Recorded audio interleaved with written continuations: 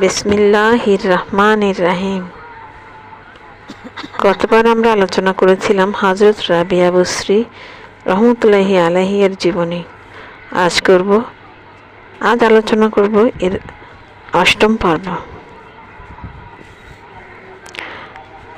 তাকেও অপহরণ করে সামান্য অর্থের বিনিময়ে এক নিষ্ঠুর কৃপণ লোকের নিকট বিক্রি করে দেয়। শুরু হলো রাবেয়ার দাসত্ব জীবন, যে জীবনে কোনো সুখ ও স্বাধীনতা বলতে কিছুই নেই। মনিবের ইচ্ছা অনিচ্ছাই ছিল তাদের নিত্যদিনের বাঁচা মরা। দাসত্ব জীবন মানব জীবনের একটি নিকৃষ্টতম অধ্যায়। অদৃষ্টকে তো মানুষ নিয়ন্ত্রণ করে না, আর নিয়ন্ত্রণ করে না বলেই ভাগ্যে যা লেখা আছে তাকে তো বরণ করে নিতেই হবে। ভাগ্যের বিড়ম্বনা বড়ই নির্মম। দাসীরূপে রাবেয়াকে সীমাহীন দুঃখ, কষ্ট ও নির্যাতন সইতে হয়েছে, যা পৃথিবীর ইতিহাসে বিরল। পশু পাখির বিবেক নেই, তবু একটি পাখি অন্য একটি পাখির প্রতি অনেক স্নেহ মমতা দেখায়। কোনো পাখি বিপদে পড়লে অন্য একটি পাখি তাকে বিপদ থেকে উদ্ধার করার জন্য শতভাগ চেষ্টা করে। কিন্তু সৃষ্টির শ্রেষ্ঠ জীব মানুষ বিবেকবান হয়েও মানুষের প্রতি অমানবিক আচরণ করে। কৃতদাসী মানুষ পশুর চেয়েও অধম ছিল।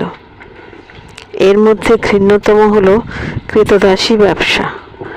সেই সময়ে প্রকাশ্য বাজারে এই ব্যবসা চলত। শাসকদেরও এ কাজে সমর্থন ছিল। সুন্দরী সুশ্রী যুবতী নারী হলে বেশি মূল্যে বিক্রি হতো। বাদশা বা আমির জাতীয় লোকেরা এসব যুবতীদেরকে প্রতিযোগিতার মাধ্যমে ক্রয় করে তাদের মহলে নিয়ে যেত। যাকে দাসী হিসেবে ক্রয় করা হলো সে ইতিপূর্বে হয়তো কারো বোন বা সুন্দরী বধূ ছিল। সে তখন ক্রেতা ব্যক্তির মাধ্যমে পরাধীন জীবনে প্রবেশ করত। তার পক্ষে আর কোনোদিন ফিরে যাওয়া সম্ভব হতো না। মনিবের অত্যাচার হতে রাতেও নিষ্কৃতি পেত না। মাঝে মধ্যে বন্ধুদের মন জোগানোর জন্যে তাদের গৃহেও যেতে হতো। একজন যুবতীকে নিয়ে যখন এভাবে ছিনিমিনি খেলা হতো তখন তার আর কি বা করার থাকে।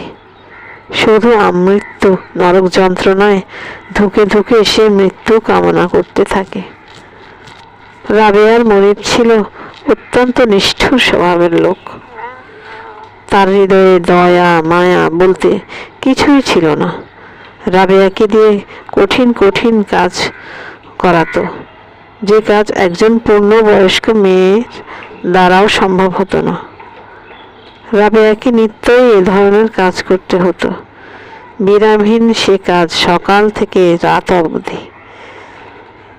কাজে সামান্য ভুল হলে ভীষণ অত্যাচার করত। বেদম প্রহারে তার শরীরে চামড়া ফেটে রক্ত বের হতো।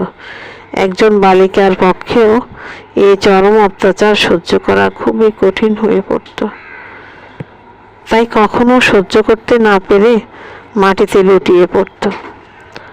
আওয়াজ করে আল্লাহকে ডাকার উপায় পর্যন্ত ছিল না। ক্রমে রাবেয়া অতিষ্ঠ হয়ে উঠল। রাবেয়া এ কঠিন বিপদ হতে মুক্তি পাবার প্রতীক্ষায় ছিলেন। একদিন সুযোগ পেয়ে গভীর রাতে মনিবের বাড়ি ছেড়ে পালিয়ে গেলেন। বাড়ি থেকে বের হয়ে খুব তড়িঘড়ি ছুটতে লাগলেন। তিনি জানতেন মনিব যদি কোনো রকমে খোঁজ পায় তাহলে আর রক্ষা থাকবে না।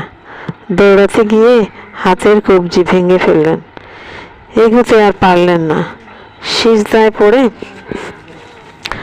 আল্লাহর দরবারে কান্নায় ভেঙে পড়লেন এবং ফরিয়াদ জানালেন, হে দয়াময় মেহেরবান আল্লাহ, আপনাকে ডাকার সুযোগ পাই না। আপনার কাছে আর কিছু চাই না। আপনাকে যদি প্রাণ উজাড় করে একটু ডাকতে পারি তাহলে মনিবের শত লাঞ্ছনতা আমি সহ্য করতে পারবো। জানি না তুমি আমার প্রতি কেন রাগ করেছ। যদি কোনো গুনাহ করে থাকি আমাকে মাফ করে দাও। এভাবে সিজদায় পড়ে অনবরত কাঁদতে লাগলেন। ফরিদউদ্দিন আক্তারের এক বর্ণনা মতে বসরাতে চরম দুর্ভিক্ষ দেখা দেওয়ার পর রাবেয়া অপহৃত হয়ে বিক্রি হয়ে গেলে যে লোকটি রাবেয়াকে ক্রয় করে দাসী বানায় সে ছিল চরম পাষণ্ড ও নির্দয়। সে রাবেয়াকে দিয়ে কঠিন কাজটি করাতো, ব্যতিক্রম হলে চরম নির্যাতন করত। একদা এক অপরিচিত ব্যক্তি তার দিকে এগিয়ে আসে এবং রাবেয়া তার হাত হতে রক্ষা পাওয়ার জন্যে দৌড়াতে গিয়ে পিছলে পড়ে হাত ভেঙে ফেলেন। তিনি সেখানে ধুলায় লুটিয়ে পড়ে বললেন, হে আল্লাহ, আমার হাতটি ভেঙে গেল, কিন্তু আমি তাতে মোটেও দুঃখিত নই। আমি শুধু চাই আপনার সন্তুষ্টি। আমার মনে জানার বাসনা জেগেছে আপনি আমার প্রতি খুশি কি না। দীর্ঘ সময় রাবেয়া এইভাবে মোনাজাত করতে থাকেন। হঠাৎ অদৃশ্য হতে আওয়াজ ভেসে এলো। কে যেন বলছে, হে রাবেয়া, ওঠো, দাঁড়াও, তুমি লক্ষ্য করো না কিয়ামত দিবসে আমি তোমাকে এমন উচ্চ মর্যাদার আসনে সমাসীন করব যা দেখে মানব জাতি, জিন জাতি ও ফেরেশতাকুল তোমাকে অভিনন্দন জানাবে এবং ঈর্ষান্বিত হবে। তোমার ত্যাগ সাধনা ব্যর্থ হয়নি, বিফলেও যায়নি। তোমার ইবাদত বন্দেগী, তোমার সকল প্রার্থনা আমার কাছে পৌঁছেছে। রাবেয়া বসরি এটাই চেয়েছিলেন। মহান আল্লাহ পাকের সন্তুষ্টি লাভের জন্য তিনি নিজের জীবন উৎসর্গ করতে প্রস্তুত ছিলেন।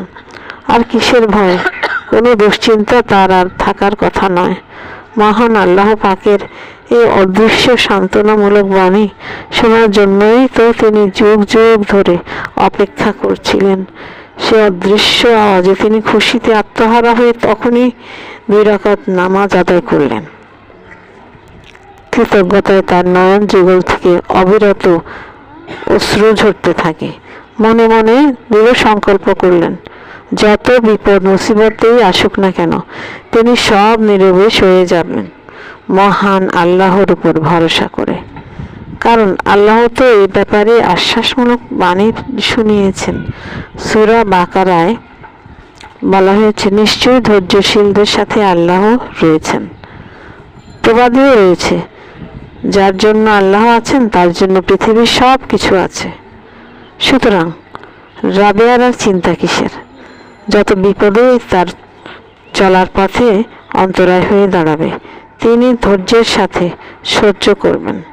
কেননা বিপদ মুসিবত আল্লাহর পক্ষ হতেই আসে। এই ঘটনার পর তিনি খুশি মনে গৃহে ফিরে গেলেন। কিন্তু সে আওয়াজ তাকে আল্লাহ প্রেমে আরও পাগলপাড়া করে তুলল। কাক ভাঙা ভোর থেকে মধ্যরাত পর্যন্ত তিনি মনিবের নির্ধারিত সকল কাজ আঞ্জাম দেওয়ার পর মহান রবের ইবাদতে মশগুল হয়ে যেতেন। অবশিষ্ট রাতটুকু তিনি ইবাদতে কাটিয়ে দিতেন। এই গায়েবী আওয়াজ শোনার পর থেকে তার ঈমান আরও বহুগুণে বৃদ্ধি পেয়ে গেল। তিনি কঠোর সাধনায় ব্রতী হতে থাকেন। ইতিপূর্বে ইবাদত করতে করতে তন্দ্রাভাব চলে আসতো, চোখ জুড়ে আসতো ঘুম। এখন এই প্রভাব সম্পূর্ণ বিদূরিত হয়ে গেল। সারাদিন হাড় ভাঙা পরিশ্রম করলে রাতে স্বভাবতই শরীর ভেঙে আসে। এই অবসন্ন দেহে ইবাদতের সময় না জানে কোথা থেকে এত নতুন উদ্যম ও শক্তি সঞ্চারিত হতো। দিনভর সাধনায় থাকতেন আর রাতভর ইবাদতে কাটিয়ে দিতেন। প্রত্যুষে মনিবের কাজের সময় হলে তবেই মহান স্রষ্টার ইবাদতে বিরতি দিতেন। এতে রাবেয়া পূর্ণ তৃপ্তি লাভ করতেন না। তিনি চাইতেন সমস্ত দিন রাত শুধু আল্লাহর ইবাদতের সময় অতিক্রম করেন। এই স্বল্প সময় ইবাদতের জন্য যথেষ্ট নয় বলে তিনি মনে করেন। তিনি আল্লাহর দরবারে দুহাত তুলে বলতেন, হে আল্লাহ, আপনার তো কিছুই অজানা নেই। আমার মনে যা কিছু আছে তাও আপনি জানেন। আমি বুঝি না কেন আমার ভাগ্যে এমন নিষ্ঠুর পাথর দিল মনিবের দাসীপনা জুটেছে।